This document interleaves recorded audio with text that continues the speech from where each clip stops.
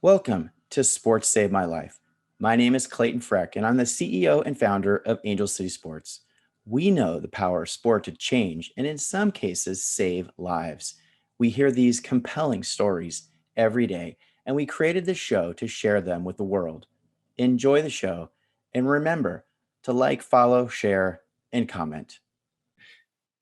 All right, today I am joined by a new friend of Angel City Sports, Beatrice DeLavalette, or Bea as she's known to most. Bea is a double amputee and elite para-equestrian athlete who is heading to the 2020 Tokyo Paralympic Games this summer. She was born in France and mostly grew up there, although there were a few years in Belgium. She grew up an active kid doing a lot of different sports, including one near and dear to my heart, track and field. However, her true love was passed down from her mother, which is equestrian. She started riding as soon as she was able to walk. And in 2016, she was injured in the Brussels airport terrorist bombing. She got back on the horse a mere 5 months later and really began her career in para-equestrian. She made her debut in the para-equestrian world in January 2020, right before COVID, which is kind of wild, and racked up some impressive results the next winter and season and made the U.S. team this year heading to Tokyo. Welcome to the show, Bea. Hi, how are you? I'm great. All right. First question, probably easy, but what comes to mind when you hear the title of our show, Sports Saved My Life? I mean, to me, it's very accurate. Sports did save my life, so I was okay with it. You're a fan. Where would you be if you didn't have sport in your life? I honestly don't know the answer to that question because I've never not had sports in my life. Yeah. So I have no idea. That was a great answer. Okay. Who are you in one sentence? Oof. That's a hard one. Nobody likes that question. I am a survivor professional athlete. All right. That's great. All right. So for the first section of the show, we're going to go into childhood. And then obviously we'll pivot into the disability journey as well. But you grew up in Europe. You grew up primarily in France. Tell our audience, like, what was that like? What brought you there in the first place? Siblings, family, parents, kind of all that stuff. Oh, what brought my parents to Europe before I was born was work and a little bit of healthcare because my brother was born with a heart defect, and it's a lot cheaper to have operations done in Europe than it is in the States. Mm-hmm. And so you were there first and foremost, you said for work, which means it was your father's job. What was he doing? He was working in the hotel business at the time, then transitioned to being an English professor.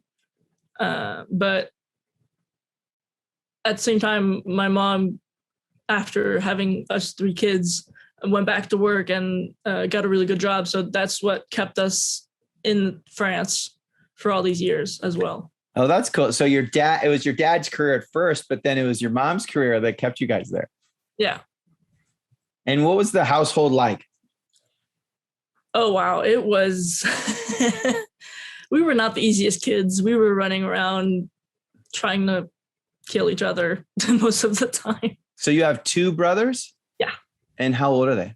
They are 30 and 27. So they're a bit older than you. Yeah, there's an 8 and 5 year difference between the 3 of us. So what was it like to grow up in their shadows, their collective shadows? Honestly, wasn't too bad.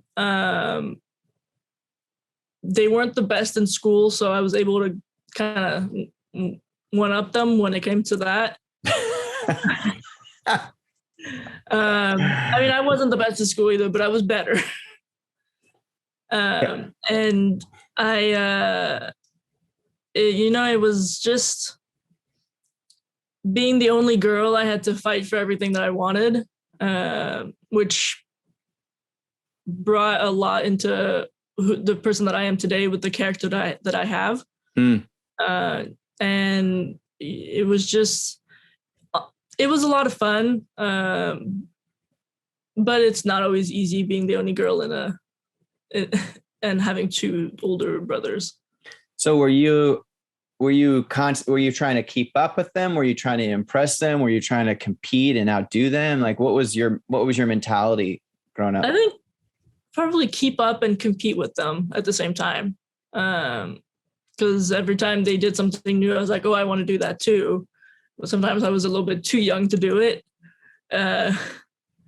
Like going out without the parents and stuff like that I always wanted to do, but I was too young. Well, did you ever like sneak out of the house and try to do stuff on your own? Honestly, I was actually a pretty good kid. I didn't do too much sneaking out. I mean, if you count sneaking out by going upstairs to our neighbor's house without telling my parents. That's a minor transgression in my book. Minor.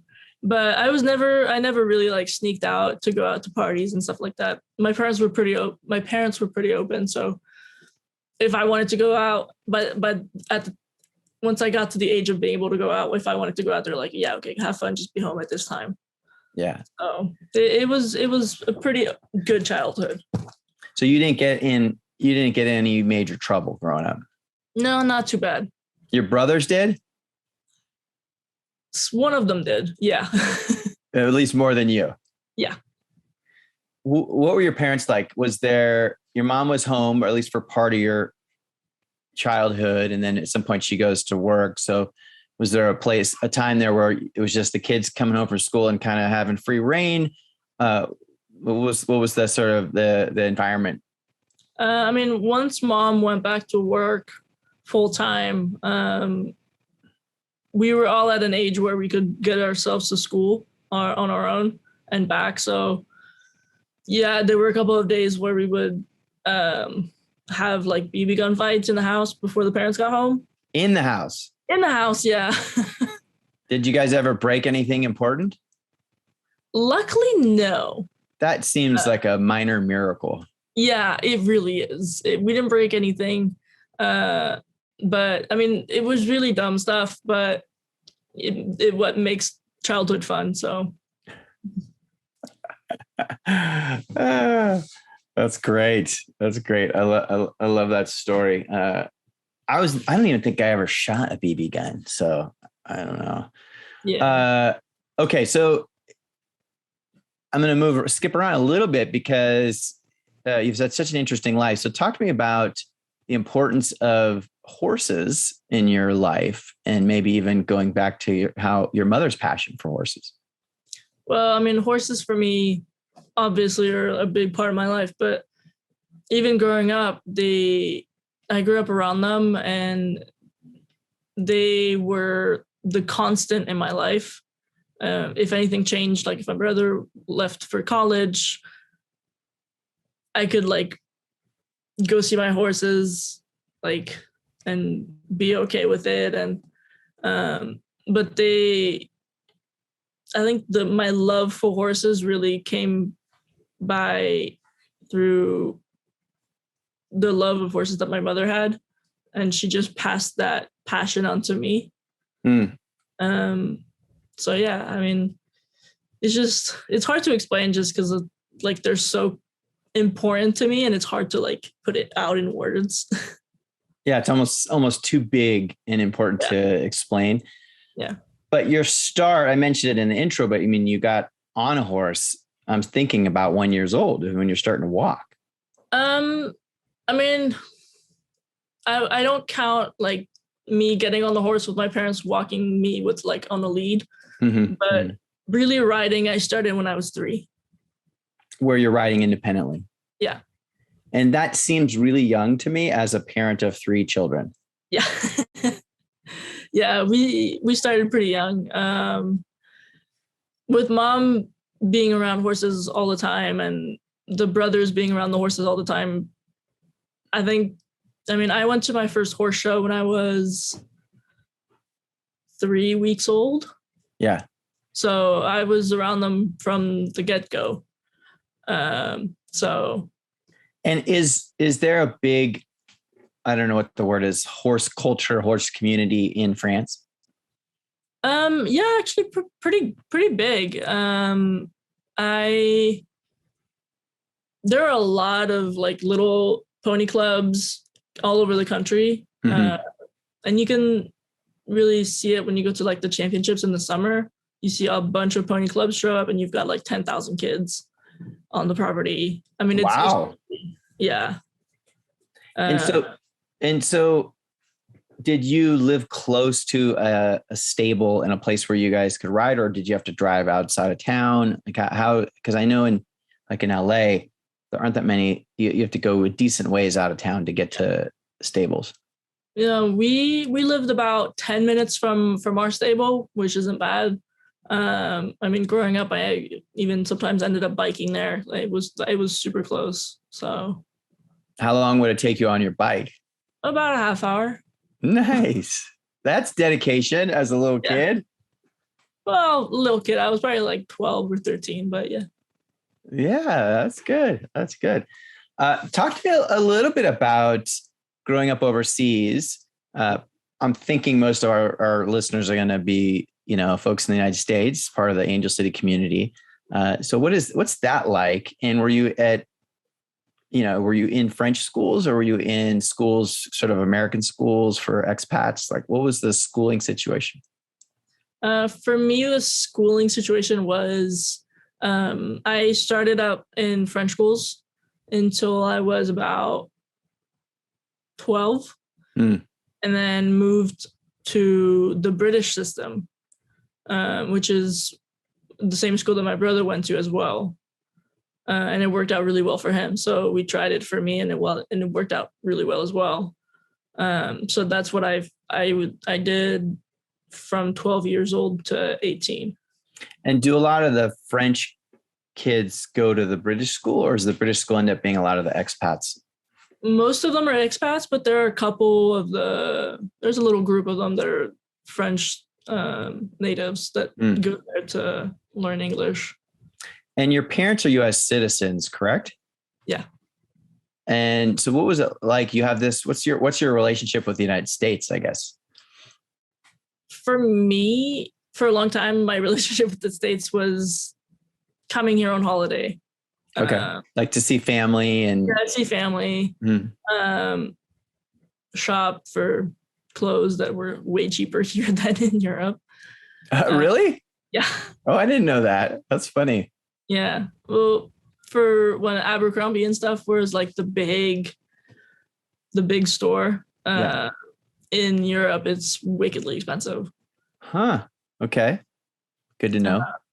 But I mean, coming to the States during the summer, like I would go to camp and regular stuff like that. But I never lived here. So for me, it was just like a holiday country.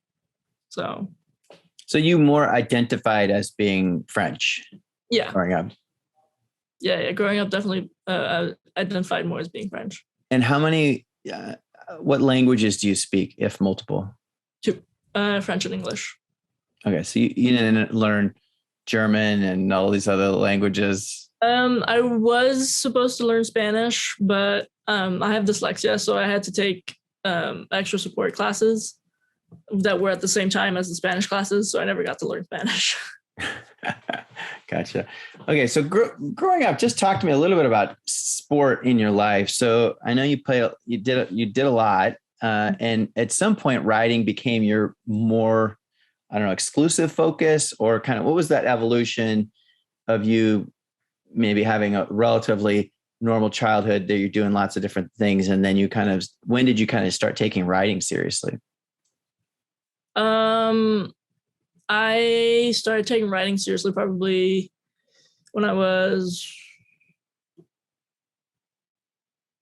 12 or 13. 12 or 13. And what was the moment? Did you realize just how good you were? Or was there something that sort of pushed you away from and toward something else towards riding? Any kind of moment there? No, it was, I always knew that I was a good rider, but I never had like Olympic talent. I was just a good hobby rider. But it was when I really started to concentrate more on just like on horses, was when I switched to the British system, actually, when I switched schools. Because I had more opportunities to play more sports, but I always like stayed with horses no matter what. So I played other sports on top of it, but the horses were always a constant for me. Mm-hmm. And how do you know you're not an Olympic caliber rider? I grew up watching them, and I always knew, I was like, I could never do that. On TV or in person? Where are you seeing it? In person. In person. Oh, okay. Yeah. So just at the shows, you kind of have a sense of the really elite riders, and you never thought that was a path for you. No. And here you are going to the Paralympics. Now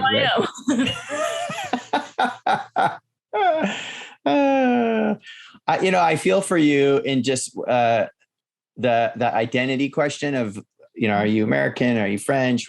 Like, my story is much simpler than yours, but I spent a lot of my formative years going between the East Coast and the West Coast, the United States. And so I was never the kid from anywhere. I was always the kid, in the East Coast, I was the kid from California. In California, I was the kid from the East Coast. So it was like, it's a sort of a strange way to grow up, I would say. Yeah. Okay. So let's talk about the bombing. And I think it was spring break, Easter break, 2016. You're planning to come visit some family in the United States. Mm-hmm. And what happened? What do you remember? Well, it was a regular travel day. I was traveling alone, so got up at 7, got my stuff ready, got in a taxi, and went to the airport. Are you alone? Are you traveling alone for this trip? Yeah, I was traveling alone. Thank God. And I had my suitcase in one hand, my skateboard in the other, and I just went into the airport, did the self check-in, and then went to the baggage drop-off line, and started waiting there. And I was on my phone, not really paying attention to what was going on around me. I had my headphones in, so I couldn't hear anything. And just pushing my suitcase with my foot, like really not. I had no idea what was going on around me. So you're just in, to paint the picture, you're waiting in line to sort of check your bag in. You've already checked in at the self check-in. Now you've kind of just tagged your own bag and kind of waiting to drop the bag, basically. Yeah.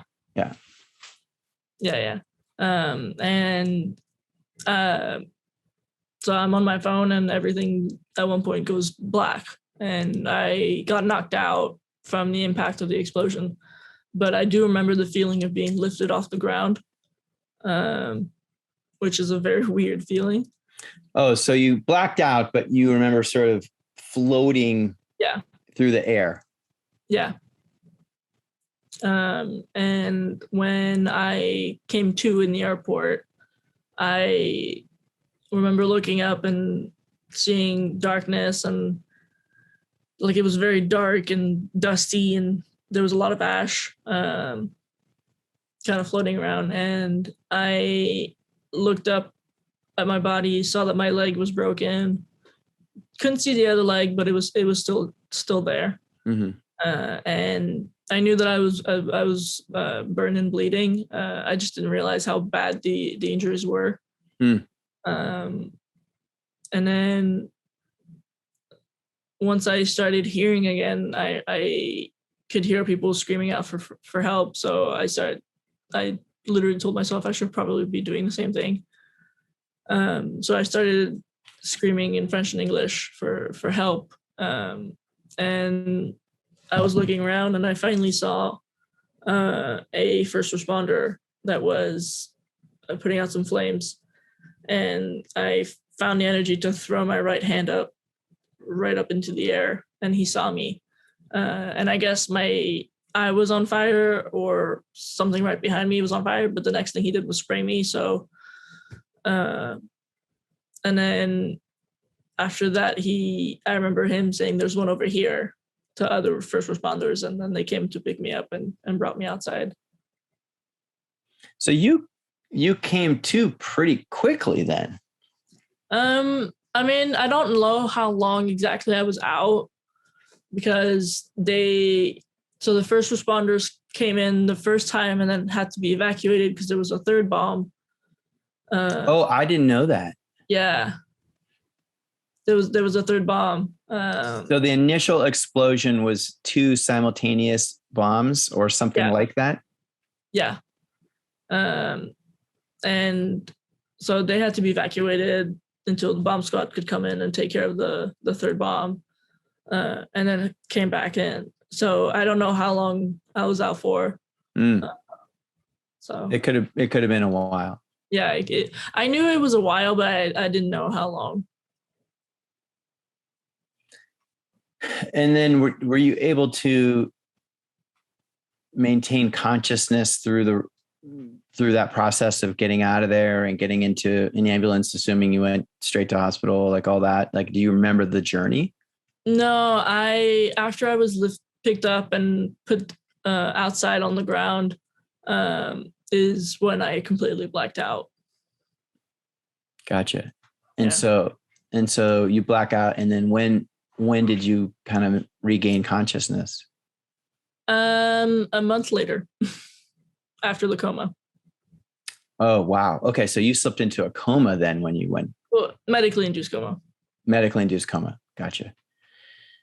And I know you're an amputee, but what were some of the other, obviously there were some other things going on if they did a medically induced coma. So what were some of the other injuries that they were attending to?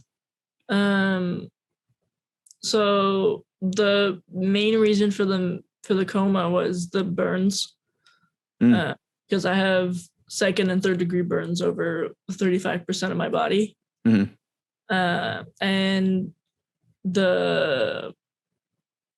my other internal injuries and recovering from my internal injuries and my back injury. So that was why they put me in. Did you break your back, or what was the back injury? We're not actually sure what is causing the paralysis. Because I can't go into an MRI. I still have shrapnel all over, so little pieces of metal and a big magnet don't go well together. Sure. And so I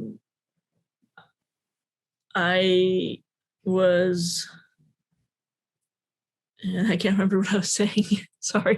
No, it's okay. You were talking about the back injury and the paralysis. So was there paralysis from the get-go as well? So you're kind of a hybrid adaptive athlete that's an amputee with paralysis? Yeah. But we saw that 2 of my vertebrae were kind of destroyed by a large piece of shrapnel. And basically from the 2 vertebrae, there was a hole going through both of them. And we don't know if it touched the spine. We can't tell what's going on. So, yeah. Gotcha. And so you're in a coma for a month after the blast. How long are you in the hospital? And then is there a phase where you're in some sort of like a legit rehab facility before you get to go home, or like what's that process look like of kind of working your way through the rehab process? So I was in the ICU for 4 months, so 3 months after the coma, and then I was in the inpatient rehab for a month and a half, and then I got to go home and I continued outpatient rehab from there. And at the time you went home to Belgium. Yeah, I stayed in Belgium for a whole other year Gotcha. after the accident. So I'm really interested in these stories, and I have some theories about just how people process this kind of trauma. And honestly, like I do feel like everyone's journey is different, and kind of when they start to accept, reality, when they start to really hear wisdom coming from whoever, doctors, peer visitors, et cetera. What was once you kind of came, regained consciousness after the coma, talk to me about just the mental and emotional journey that you went on in terms of just processing what had happened and really starting to understand what your new normal was going to be like. Well, for the first 3 weeks to a month after the coma, I was in a really dark spot. It was definitely not the easiest coming to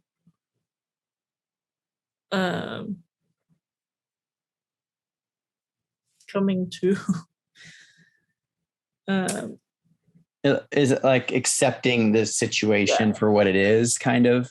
Yeah, that's exactly what it is. What it is just accepting what happened was not the easiest, and just trying to get past it took me a long time. Mm-hmm.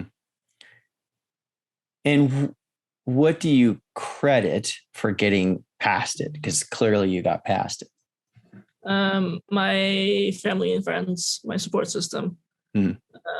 They were a big part of me being able to move on through their support, and sports was my second. That was my way out. Knowing you were going to get back on the horse? Yeah. And I think I read that you got a very special visit from one of your horses. Tell me that story. Well, this was about 5 months post accident, and I was back into a dark spot because the rehab was just super depressing and not very fun. And I was just in a really bad spot. So trying to get me out of it, my mom decided to surprise me with my horse, who I had not seen since the accident, since right before the accident. And she came into my room saying, "Yeah, I have a surprise for you downstairs. You need to get up and get out of bed." And I was like, "Nope, I am not moving." "But you have to get up. I have a surprise for you. I'm not going." This went on for about 10 minutes. And hold on. Let me just ask you, were you a stubborn child? Yes. Okay, gotcha. Because this sounds like sort of stubborn, indignant. Stubborn is probably the best way to describe me. All right, next time someone asks you for one sentence, you can say, "Yeah, survivor, stubborn survivor athlete." Yeah, that's true. Okay. Yeah. Okay. So she's got to really work you over to get you to come see the surprise. Yeah. And she finally fessed up and said, "Okay, it's your horse." And I was like, "Okay, where's my chair?" At the hospital. Yeah. In the parking lot, but yeah. Sure. So we went down in the rain. It was drizzling, but that I didn't care about that. And we got to the truck. They brought her out, and she was whinnying and being all proud that she thought she was going to a show, and because they had they had gotten her all cleaned up, and she was looking really nice and shiny. So she was waiting like, I'm here. Why am I parking lot? Why am I the only horse here? Type of thing. And then saw me. And dead straight started walking towards me and put her head against my chest. And hold on. So at the time, are you in a wheelchair? Yeah. So you're in a totally different, you are a completely different shape than she's used to. Yeah. And I looked completely different because I had my hair shaved off and I had a red face because of the burns. So I looked nothing like, but she saw through all of that. Oh my gosh, you give me chills. I don't think most of us appreciate how smart horses are and how emotionally connected they are to human beings. And I know this equine therapy is real, so I'm not discounting. I'm just saying those of us that haven't personally experienced it probably don't appreciate it. Can you talk a little bit more about that? And what did that moment mean for you? For me, it was the push that I needed to get back to where I needed to be. And knowing that there was someone waiting for me made it even more worthwhile. And in a strange way, she accepted you for who you were. Yeah.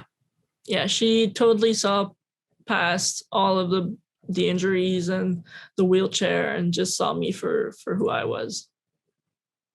I mean, that's pretty beautiful. Yeah. I mean, not all of us, if we had some sort of a trauma, have a horse in our life to help us, but it's pretty special. It's a pretty remarkable story. Yeah. So would you say, I always say that after, disability strikes us, whether it's, the birth of a child disabled or you acquire it along the way, there's sort of this, this sort of dark period. And at some point, most of us sort of bottom out and we sort of start coming up. Yeah. Was this the bottom, or was the bottom earlier when you were in that total state of denial, or were there sort of a couple bottoms for you? The moment in the rehab hospital was definitely the bottom for me. Yeah. And then you see your horse, and then you're realizing you need to kind of get back at it. Yeah. Yeah, exactly. And so how soon after that moment of reconnecting with, remind me your name of your horse, Didi? Didi. Didi. When do you get to, get back out, and when's the first time you get to ride Didi post accident? About a week later. Are you serious? Yeah. Did you get like released from the hospital? I was on my first trip out of the hospital with my occupational therapist. We went to, because of the accident, we had to move to a new house that was accessible. So Okay. the occupational therapist wanted to make sure that the house was fit for me. And we just did a pit stop at the barn. And luckily the girl that was taking care of her was riding, and when we got there, and so we were just watching her ride, and at the end my occupational therapist was like, "You want to get up?" I was like, "Yeah." So everybody kind of hoisted me up there and made sure, and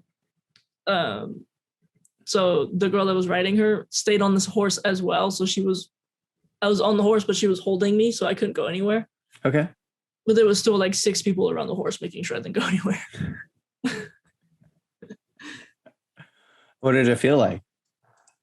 It was pretty uncomfortable, which I was a little surprised by, just because a saddle is made for one person and not two. But it was also the fact that it was my first time getting back on the horse after the accident, and I didn't realize how different my body was until that moment. Oh, that's fascinating. So there was an easy place to compare your body. Yeah. By being back on the horse and realizing you can't really feel your legs. Well, I knew I couldn't feel my legs. or like just it was more obvious or something? Yeah, it was more obvious. It made it real. Yeah. Wow. And any other observations around Dee Dee and how Dee Dee interacted with you and treated you? Because I mean, it's such a beautiful story. I mean, even to this day, she's still like today for my interview, we recreated the picture from that day, and she was the exact same, head against my chest, and just gave me a hug. So she's you still have her. Yeah.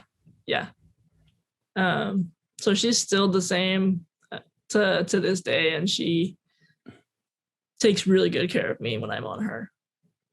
Oh, but you don't compete with her anymore, or what's I still do occasionally. So I with her I try to do able body tests. Okay. So because I know that with her there's really no risk or very little risk of me falling or getting hurt or something like that. So I still compete her a little bit, yeah. Okay. That's just so remarkable. The relationship with Dee Dee. When you look at what you went through, you know, from the airport to being able to get back on the horse and that recovery cycle, I know there's a lot of learnings in there. What would you tell another 17-year-old with the rest of their life, to look forward to that goes through something similar, that is, really not literally knocked on their back? How do you get them back on their proverbial horse? What's your guidance for them? Probably, even though they won't believe me, but I would say that it's going to be okay. They just have to find something that they love to do, and that'll help them get to where they want to be in life. Mm-hmm. Yeah, I like that. And that's related to something that I often say, which is one of the beautiful things about adaptive sports is over time, I don't know if it happens right away, but at some point it often hits our athletes that they're just an athlete. Yeah. And that becomes the primary way they identify themselves versus I'm a kid with a disability. Yeah. And I think there's something so powerful about identifying yourself by your passions or your interests or your expertise, whether you're a musician, blah, blah, blah. It doesn't matter what it is, but it's something. Yeah. No, I agree. I completely agree. Gotcha. Okay. I feel like the Brussels airport bombing may not be everyone might not have full awareness of what happened there and, how tragic it was. Can you just give me an overview? How many people were injured? How many people passed away? Because I feel like, listen, I'm always looking for purpose. I'm really interested in purpose. Yeah. And so, you in a way are kind of one of the lucky ones that made it, right? I mean, this was a terrible bombing. Yeah. So there were hundreds injured and 35 people lost their lives that day. I was the most critically injured one. Were you the closest, maybe? I was one of the closest, yeah. Yeah, one of the closest. So it's really pretty miraculous that you made it. I was not supposed to. You're like, even doctors told you that while you're or like when you came to, or told your family that, or what? How do you know that? It's because in the triage of horrible events, the first responders have to go with cards and or like tags and triage people by color. Mm-hmm. And it goes from green to black. Green being most likely to survive, black being already deceased. I was red, which means most likely not to survive. So I was not a priority that day. And I had to fight my way to survive. Until you finally got out of there and blacked out. Yeah. So when you were there, were you just constantly sort of yelling out for help, making sure they knew you were still alive and energetic, or what did you have to do? I think the moment that I threw my hand up was the moment they realized that, okay, like she's not. Oh, so maybe you had already been tagged by then, you think? I think I had already been tagged by then. I think I got tagged when I was knocked out. Yeah. It's I don't know, it's almost sort of sickening to me that there's a tagging system. I understand there's, precious resources that are being allocated, but it's still just like, oh gosh. Yeah. No, I mean, I feel the same way. It sucks that they have to do that. And I honestly, I feel bad for the guys that have to do that. Because I'm sure it's not easy having to decide who lives and who doesn't. So. Yeah. Whew. All right. Well, listen, thank you for sharing. It's an incredible story. And I, in my heart, know there's a genuine purpose why you are one of the survivors. And it's amazing to hear the story. I'd like to take a quick break to show you how you can get involved as a volunteer with Angel City Sports. Are you interested in supporting Angel City Sports? We're seeking volunteers to help organize clinics and events, as well as support our athlete outreach efforts, marketing and media, and even fundraising and development. All skill sets and backgrounds are welcome in support of our mission to provide free adaptive sport opportunities for children, adults, and veterans with physical disabilities or visual impairments. For our younger athletes, we welcome you to join the Angel City Youth Leadership Council. Middle and high school age students are eligible to join the Youth Leadership Council, where you will learn about the disabled community by working side by side with our athletes and acquire important skills such as teamwork, leadership, philanthropy, and event management. To sign up for our volunteer newsletter and stay up to date on all upcoming opportunities, visit angelcitysports.org. So let's shift gears and talk a little bit about sport. So you were an athlete, you were a rider before the injuries, and then you got back on the horse pretty quickly. Mm-hmm. And how did you know early on that there was this thing called Para-Equestrian? If not, kind of what was that like finding it? I had no idea that sport existed. I was very unaware of the whole para world before the accident. Oh, you were? Yeah. Why? I don't know. I mean, I knew that they had the Paralympics, but I didn't really know what that meant. Okay. So when I had the accident and my mom started talking to me about the Paralympics, I was like, okay, yeah, sure. But she really showed me the full extent of what athletes are able to do. And that for me was like, oh, okay, I can still do sports. That's great. I'm very, very glad for that. So this is your mom. Are you still in rehab when she's starting this process of kind of educating you about Paralympic sport and what's possible? I'm still in the hospital at that point. You're still in the hospital. Okay. Well, what a great mom. Is there a mom award? I mean, come on, that's pretty cool. If there were, she'd win it for sure. Okay, so she's planting seeds, trying to keep your brain engaged that there's going to be a lot of things that are possible. Yeah. You get back on the horse. When does your understanding of the Paralympic movement and your love for equestrian collide? So the Rio Paralympics were that summer. Mm-hmm.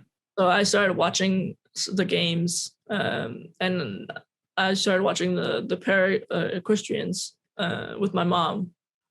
And so we started talking, and he's like, oh, that'd be really cool to do one day, getting back on the horse and like competing and stuff like that. So you're still the Rio Paralympics are happening. So that's late August, early September of 2016. Yeah. And you are in the hospital still? At that point, actually, Are you home? I'm in rehab. Okay. Gotcha. yeah. I mean, I'm still in rehab, and I was sorry. I remember watching the Paralympics when I was with my mom on the iPad, but when I was alone, I remember watching on the little TV next to my bed, and being able to look at all the different sports that were available. Yeah. And what was going through your mind at the time? Did you set some goal of making the Tokyo 2020 team? Yeah, I actually set that goal when I was still in the hospital. So my mom had planted the seed already, but when the American ambassador to Brussels came to visit me in the hospital, we started talking about sports and stuff like that.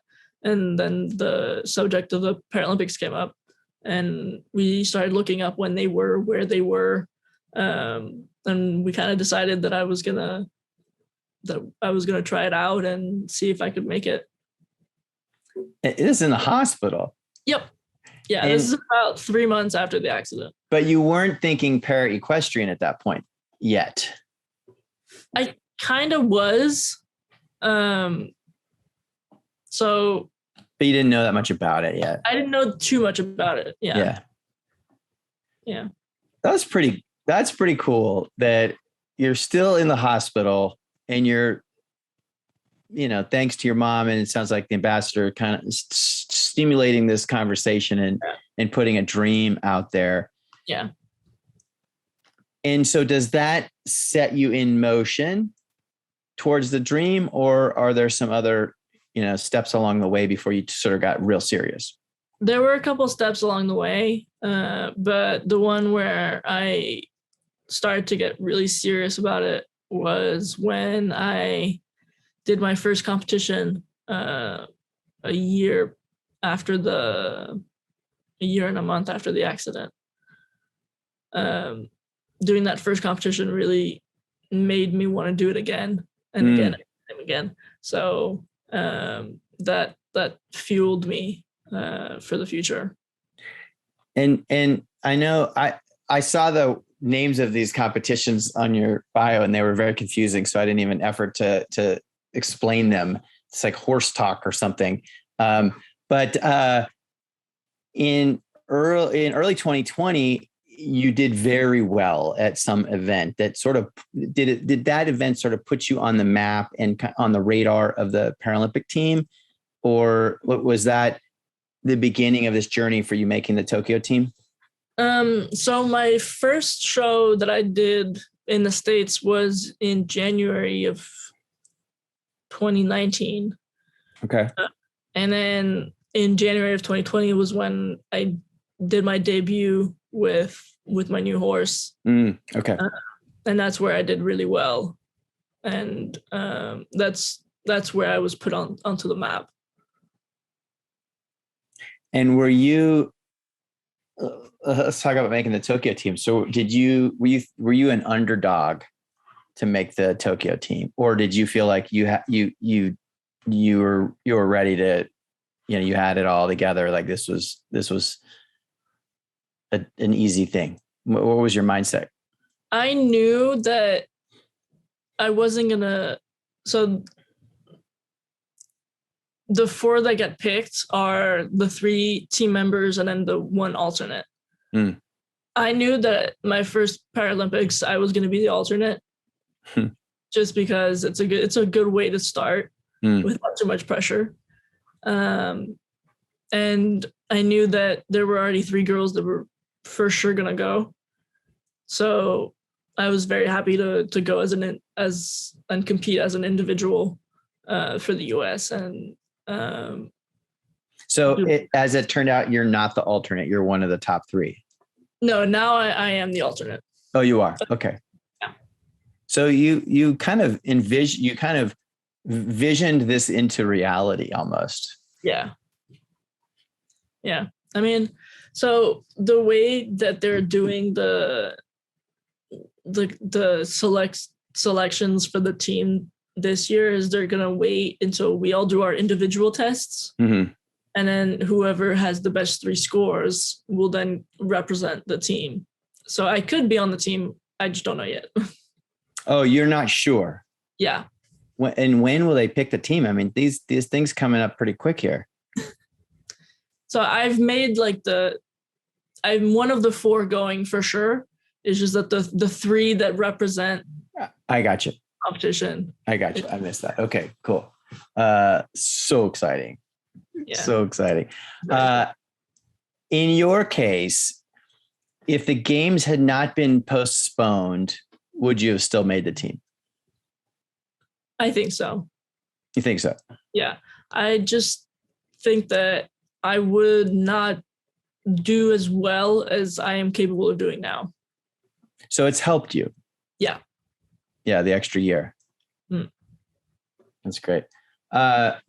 Okay, give me a really quick explanation of the sport of para-equestrian. So, a little bit about classification and then the different events or types of riding, if there are different types, just for anyone that doesn't know much about equestrian or para-equestrian. So para-equestrian is graded for from 1 to 5, which is 1 being the most disabled, 5 being the least. Which is the classification system. Yeah, the classification system. And then we have the differences of what we're asked to do inside the different grades. So for grade 1, they only do walk work. For grade 2 and 3, they do walk and trot, and then 4 and 5 is walk, trot, canter. Okay. So there are differences through the levels. And I am a grade 2. Okay. So I get to do a little bit of both. You get to walk and trot. Yeah. Gotcha. That's cool.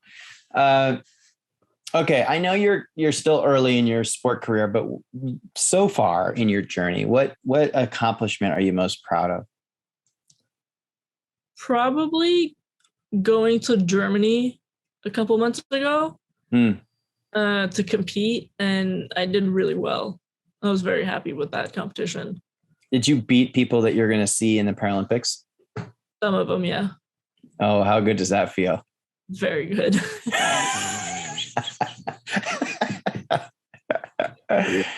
I feel good just that you did beat some of them. I wasn't even there. All right. Talk to me about how it sounds like you were able to compete through COVID. Yeah. Did it really affect your training, your access to facilities, or ability to compete much? Or like how did COVID affect everything? Luckily for me, my house is on the same property as as the training facility. So for me, I didn't have the issue of not being able to travel to go somewhere to go. And this is where you live in Florida. Yeah. Okay. That seems like a pretty good setup. It's a pretty good setup. Yeah. You're not complaining about it. Yeah.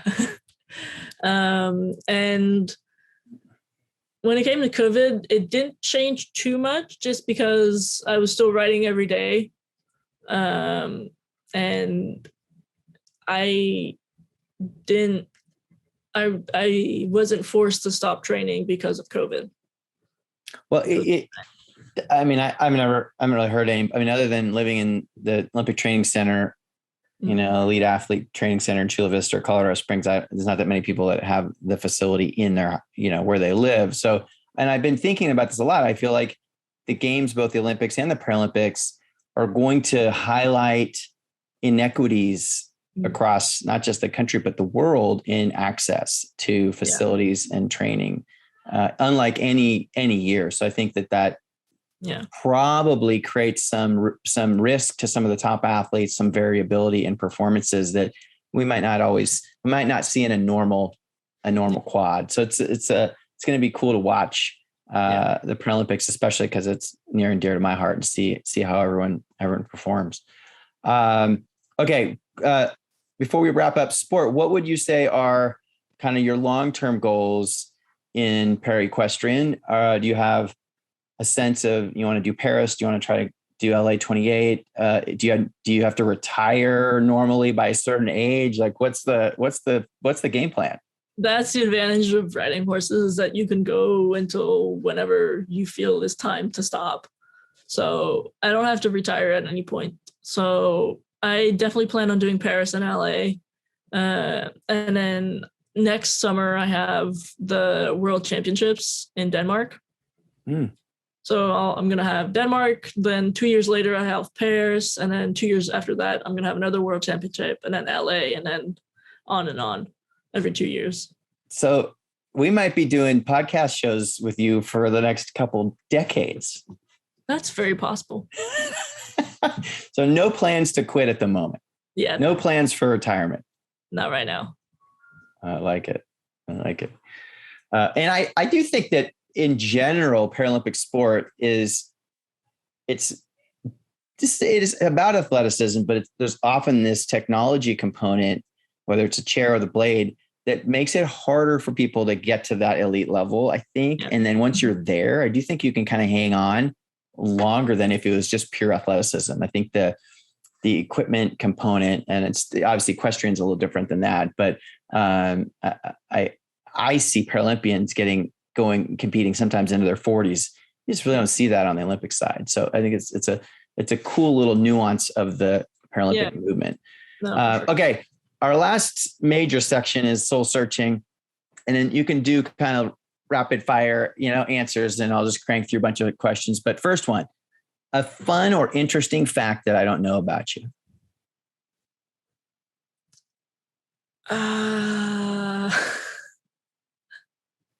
That's a hard one. Most of my life is pretty much out there. Fun fact, I don't know. Like, what about a hobby that you don't really talk about too much, or some sort of a interest or a passion? I have an addiction for sneakers.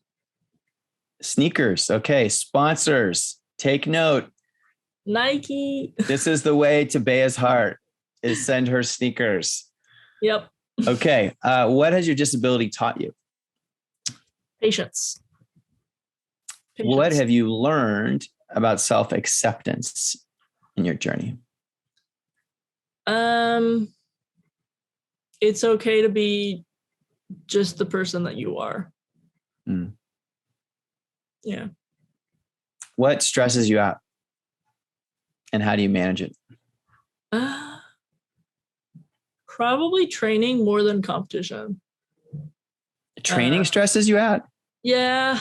Why? Well, not too much, but sometimes like my way of training is not just on the horse, it's also off the horse. And for me, like the off the horse stresses me out because it's more academic. Okay. Yeah. I'm with you on that. What would you say your life philosophy is? Always keep going no matter what. Keep going. Dig it. Yeah. I have learned that even though you might want to take a break, and it's okay to do that, to always go back to what you love the most. Yeah. Mm-hmm. Yeah. That's great. I know you mentioned a number of people, but maybe you missed some people, but who are the key people that have been important to your recovery and your pursuit of your dreams? My parents and my trainer, Shayna. Who are your mentors? My teammates are my mentors, and my trainer, Shayna. And your teammates have been through the Paralympics before. They're experienced riders? Yeah. So they'll show you the ropes. Yeah. Is there a hazing process?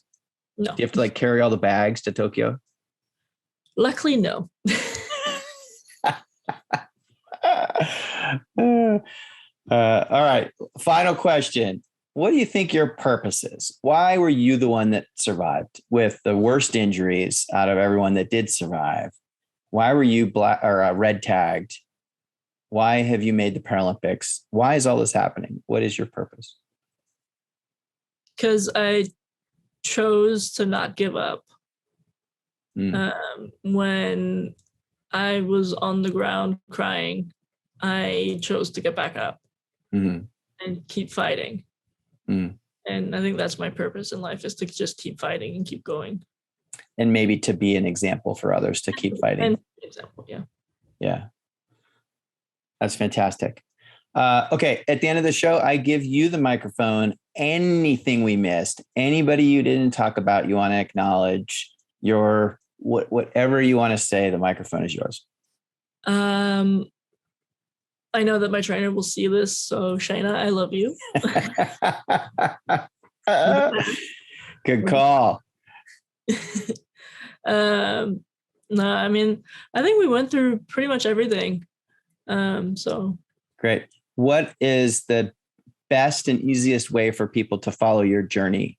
Should they find you on the web, on social media? What's your on social media is the best. On my Facebook page is my athlete's Facebook page is beaparaathlete.org. And my Instagram is Beatrice LDL. And that's where I post the most. Those two. Great. Well, listen, Bea, it's been an honor and a pleasure to be with you the last hour or so, get your story. I just am so grateful for your time and the light you bring to this world. I find your story of not giving up really powerful, just for me in my own life. So just thank you for sharing that. And I know our audience will be fired up to go achieve their goals and not give up on things. I wanted to give up on starting Angel City Sports many, many times. So here we are. But no, I really appreciate your words of wisdom, your message, your vulnerability, and letting us into your heart and your soul on this journey. Wishing you all the luck in the world in Tokyo this summer. Look out for my son, Ezra. He's 16. He'll be cruising around. I don't think you're going to get to interact with people very much, but keep an eye out for him and make sure he doesn't get in any trouble. And just from the bottom of my heart, thank you so much for joining us today. Oh, thank you. I really appreciate it. Yeah. And next up on Sports Save My Life is AB Anwar, a bocce player coming out of Saudi Arabia originally. And he's been in the States since high school, I believe. Maybe earlier, I can't remember, but don't miss this next episode with AB. Thanks so much.